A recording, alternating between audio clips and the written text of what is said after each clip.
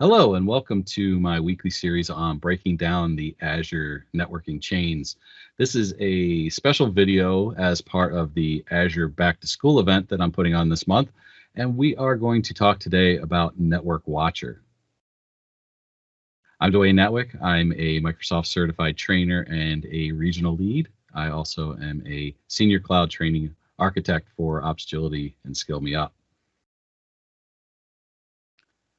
We've gone through a few topics up to this point. Last week we did load balancers, and as I was saying, I am running a Azure Back to School event this month with videos and blog post contributions from many of the community members around the world, and I wanted to provide my contribution. So I added a video to my schedule for Network Watcher this week. So we're going to have two videos this week with Traffic Manager, Azure Front Door, and CDN being talked about and premiering on Friday as well. So let's talk about Network Watcher.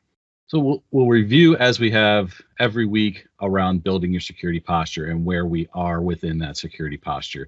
And what we are with Network Watcher is we are in the monitoring state of our security posture. So we're taking our perimeter security and our network security, and we are watching that utilizing Network Watcher. And we'll talk more about that in a second. So what does Network Watcher do? And Network Watcher is a part of the Azure Monitor ecosystem and utilizes a lot of the same things as Azure Monitor and Log Analytics to capture information within our environment. It monitors communications between virtual machines and endpoints, whether they're Azure or non-Azure. You can put Network Watcher into a hybrid architecture and be able to gather information around how network traffic is traversing throughout your network, as well as to external networks as well. And it provides additional diagnostics for network traffic filtering problems that you might have to and from your virtual machines, routing problems from a VM, and outbound connection issues. It can provide packet capture to and from a virtual machine, so you can continue to diagnose what might be a issue or a potential threat that might be coming across your network, and then diagnose as well problems within the Azure Virtual Network Gateway. So that's where really that hybrid architecture takes place as well. Like I said, this can work in that hybrid architecture because it is in that Azure Monitor ecosystem. So you can put a extension on virtual machines, both internally and externally, to gather that information around how traffic is going through your network on different ports, and diagnose then those problems and watch how how your network security interface security rules are working through your network security group, as we talked about in another video. It will watch those rules and how those rules are interacting across your network as well. In addition to being used for diagnosing problems, it also will monitor your networking metrics and things like throughput and where you might stand in terms of your network limits within your subscription as well. You can look at that information, look at how your traffic is going about and how it pertains to the network limits that are across the resources within your subscription.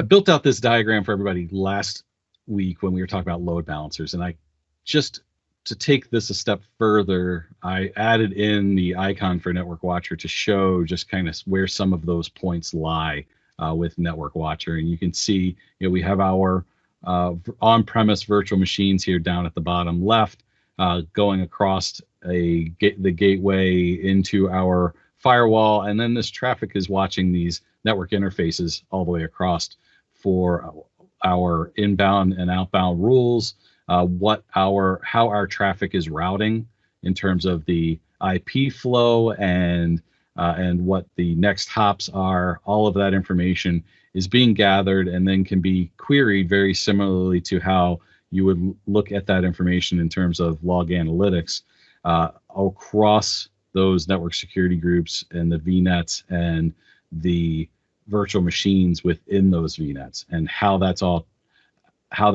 communicating and how it's traveling across those networks. Something else that you can do as well, if you have other networks that are on different IP schemas, you can view whether traffic can go between those, whether, and you can diagnose and identify potential VNet peering problems that you might have, that you may not be allowing network to go through those different IP addresses and those different VNets to communicate with other virtual machines within the ecosystem, because they're not peered, and you can then peer those networks if you need to, or you're just validating the fact that they can't communicate if you don't want them to communicate.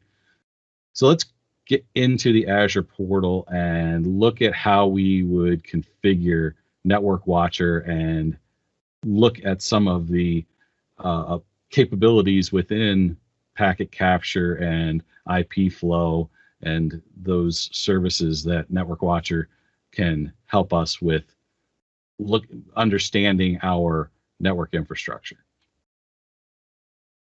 Let's jump into the portal now and take a look at how easy it is to set up Network Watcher and utilize some of the tools that are available with this service.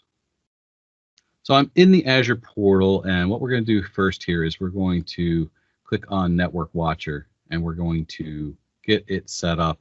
As you can see here, I already have, with my subscription, it is partially enabled, and there are 33 regions available. And you can see if you expand the regions here, you can see I only have it right now enabled in East US. So it's very easy to add multi-region support for Network Watcher by just clicking here on the three dots and click Enable. And you can see it's going to very quickly deploy those services for that region. And that one's done.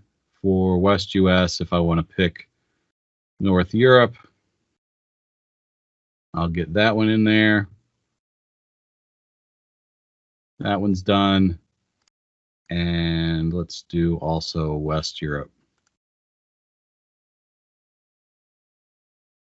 So we've deployed Network Watcher to some regions now. So let's take a look at how we see what those regions are.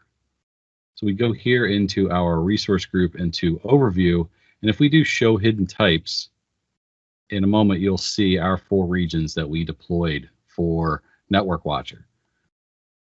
So we've now got multi-region support for our network being watched by Network Watcher.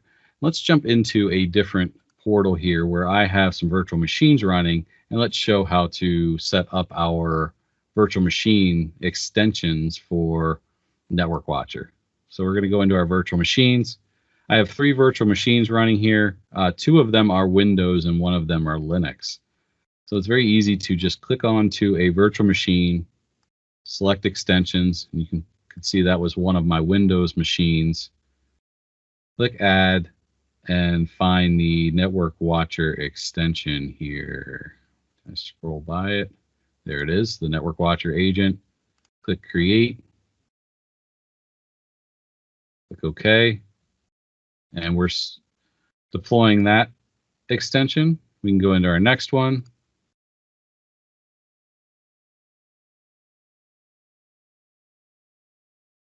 Install the extension. And now into number 3. You can see this is the agent for Linux for this one, and it recognizes that this is the agent for Linux.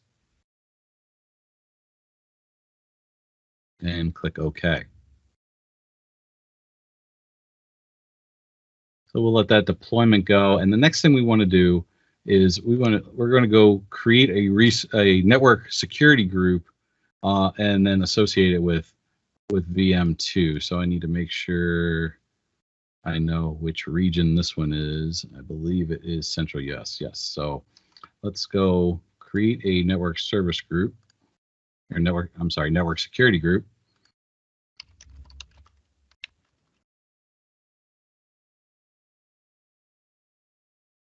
And we're going to associate that with a network interface.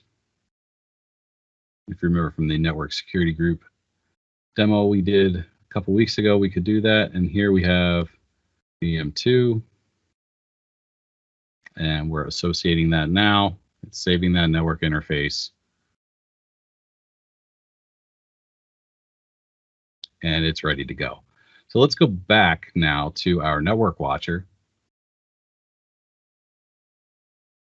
And let's look at some of the tools we have in here. So we have within monitoring, we can view the topology for our resource groups. And here we're loading it. We can pick specific virtual networks if we want to look at. If we want to look at our entire virtual network, you can see that this demo environment has 2 VNets in place. We have VM1 on one of those VNets, and we have VM2 and 3 on those on the other VNet. We can do connection monitor. There's no results right now because we have just started this, but here we can we do have all resource groups selected. We have all virtual machines selected. It takes a little while for data to collect, so we have that there. We have our network performance monitor.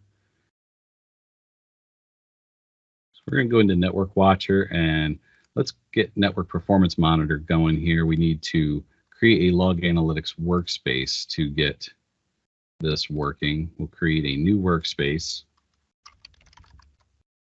So we'll put it in our demo resource group. Let's put it in East US, and we'll get this going. And this will begin to then collect the data in terms of our network performance and be able then to run queries off of our network performance using log analytics. Next thing I want to show is how to utilize Network Watcher for some of the diagnostic tools here. We can see the IP flow verify in here.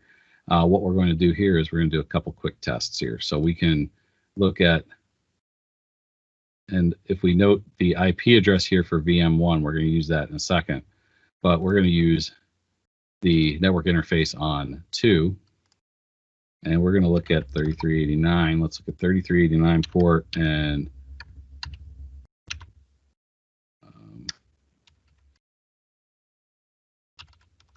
we're going to go to IP address .4 of this virtual network, and let's see what we've got here.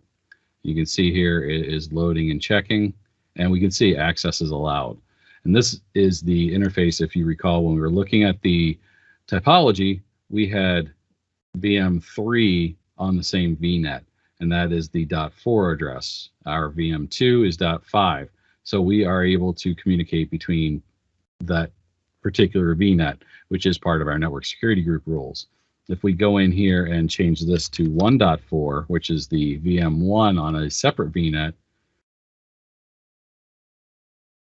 and click check, in a moment we'll see that this will deny access because these VNets are not peered at this time. If we had peered VNets, it would allow that access and we'd be able to utilize that. So if we are expecting communication between 2 of our VNets and we run this check for IP flow, we know that we have a problem with our peering between VNets and we cannot communicate. So we cannot do that. If we want to find out if we have DNS capabilities, we can click outbound and see if we can communicate outbound over our network and if that communication is allowed for our access to DNS traffic. And you can see that is. We can also check next hops within here and find out what our destination address is for next hop.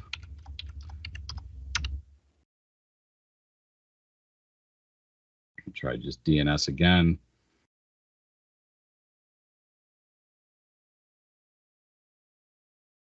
You can also go in if you want to find what your IP address is and make sure that you are connecting out through the internet. So if I put my IP address in here and do next hop,